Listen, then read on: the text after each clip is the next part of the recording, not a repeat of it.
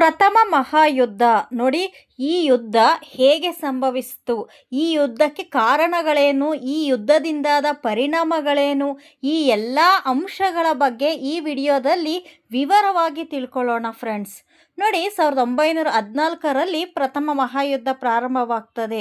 ಹಾಗಾದರೆ ಈ ಮಹಾಯುದ್ಧಕ್ಕೂ ಹಿಂದೆ ಪರಿಸ್ಥಿತಿ ಹೇಗಿತ್ತು ಜಗತ್ತಿನಲ್ಲಿ ಅನ್ನೋದನ್ನು ನೋಡೋದಾದರೆ ನೋಡಿ, ಯುರೋಪಿನಲ್ಲಿ ಪ್ರಬಲ ರಾಷ್ಟ್ರಗಳು ಅಂತಲೇ ಹೆಸರುವಾಸಿಯಾಗಿದ್ದಂತಹ ಬ್ರಿಟನ್ ಇರ್ಬೋದು, France, Germany, Italy, astro Hungarian, Russia, ಈ ರಾಷ್ಟ್ರಗಳು ಪ್ರಬಲ ರಾಷ್ಟ್ರಗಳಾಗಿದ್ವು.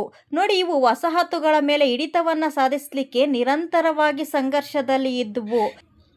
ಈ ನಿರಂತರ ಸಂಘರ್ಷಕ್ಕೆ ಕಾರಣ ಅಂದರೆ ಕೈಗಾರಿಕಾ ಕ್ರಾಂತಿ ಮತ್ತು ನೂತನ ಆವಿಷ್ಕಾರಗಳು ಕಾರಣವಾಗಿವೆ. ಕೈಗಾರಿಕಾ ಕ್ರಾಂತಿಯಿಂದ ಹೆಚ್ಚಿನ ವಸ್ತುಗಳ ಉತ್ಪಾದನೆಯಾಗಿ ಅವುಗಳಿಗೆ ಮಾರುಕಟ್ಟೆಯನ್ನು ಪಡೀಲಿಕ್ಕೆ ಕೂಡ ಈ ರಾಷ್ಟ್ರಗಳು ಸಂಘರ್ಷದಲ್ಲಿ ತೊಡಗ್ತವೆ.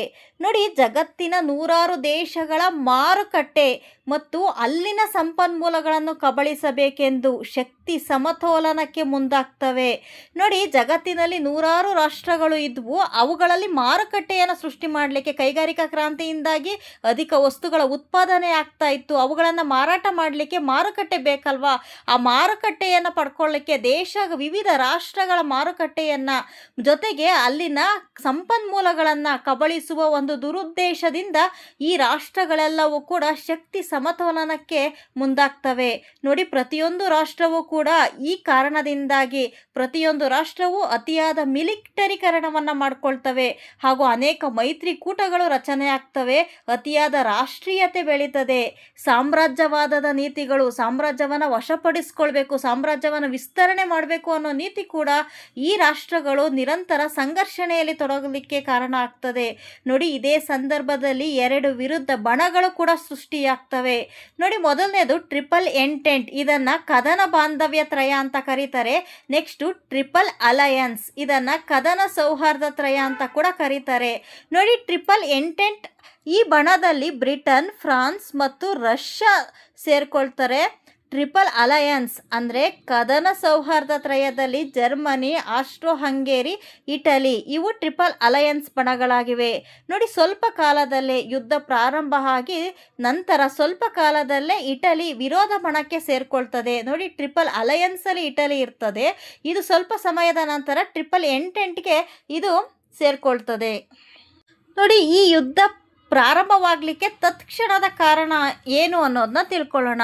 1914ರಲ್ಲಿ ಆಸ್ಟ್ರಿಯಾದ ರಾಜಕುಮಾರ, ಆತನ ಹೆಸರು ಆರ್ಕ್ ಡ್ಯೂಕ್ ಫ್ರಾನ್ಸಿಸ್ ಫರ್ಡಿನೆಂಡ್, ಈತನ ಹತ್ಯೆಯಾಗ್ತದೆ.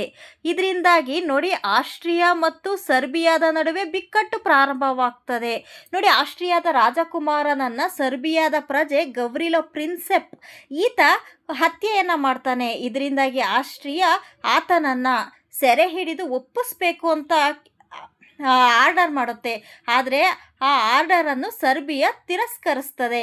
ಇದರಿಂದಾಗಿ ಆಸ್ಟ್ರಿಯಾ ಮತ್ತು ಸರ್ಬಿಯಾದ ನಡುವೆ ಬಿಕ್ಕಟ್ಟು ಪ್ರಾರಂಭವಾಗ್ತದೆ. ಇದು ಈ ಯುದ್ಧಕ್ಕೆ ತತ್ಕ್ಷಣದ ಕಾರಣವಾಗಿ ಪರಿಣಮಿಸಿತು.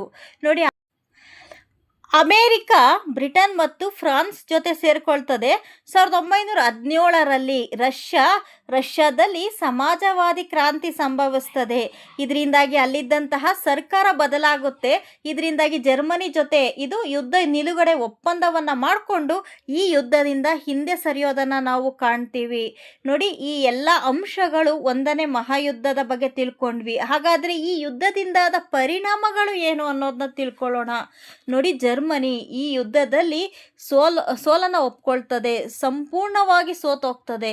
1919ರಲ್ಲಿ ಅತ್ಯಂತ ಅವಮಾನಕಾರಿಯಾದಂತಹ ವರ್ಸೆಲ್ಸ್ ಒಪ್ಪಂದಕ್ಕೆ ಇದು ಸಹಿಯನ್ನು ಆಗ್ತದೆ. ನೋಡಿ, ವರ್ಸೆಲ್ಸ್ ಒಪ್ಪಂದ ಜರ್ಮನಿಗೆ ಅವಮಾನಕಾರಿಯಾದಂತಹ ಅನೇಕ ಅಂಶಗಳನ್ನು ಒಳಗೊಂಡಿತ್ತು. ಅದಕ್ಕೆ ಸಹಿ ಹಾಕಲೇಬೇಕಾದಂತಹ ಅನಿವಾರ್ಯತೆ ಜರ್ಮನಿಗೆ ಬರ್ತದೆ.